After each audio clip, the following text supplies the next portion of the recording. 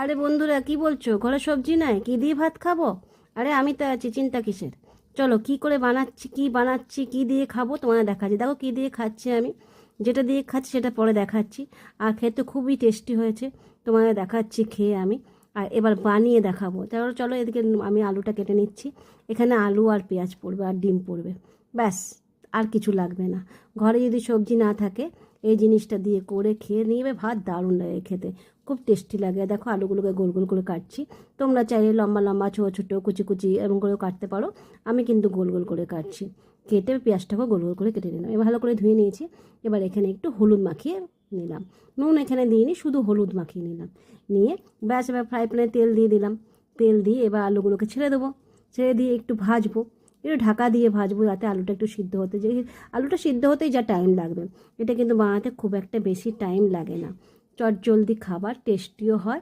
আর তাড়াতাড়ি বানানোও যায়। আর সবজি না থাকলে এটা বানিয়ে খেয়ে নিতে পারো।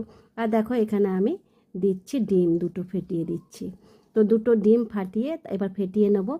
আর যারা ডিম খাও না, তারা কিন্তু এখানে বেসন জল দিয়ে গুলে দিতে পারো। বেসন দিলেও দারুণ লাগে খেতে। তো আমি ডিম যেহেতু খাই, ওই জন্য ডিম দিয়ে দিলাম। ডিম দিয়ে তার মধ্যে দেখো আলু, ডিম ফেটিয়ে রেখে দিয়েছি। এদিকে দেখো আলুর মধ্যে লঙ্কার গুঁড়ো দিয়ে দিলাম, আর একটু গোলমরিচের গুঁড়ো দিয়ে দিচ্ছি।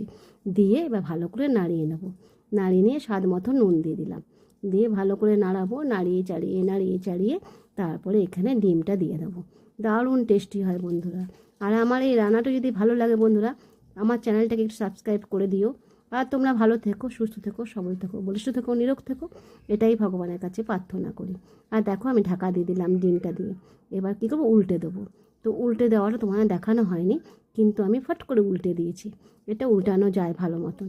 আর দেখো এবার আমি নামিয়ে নিচ্ছি, ব্যাস। এবার খাবার পালা।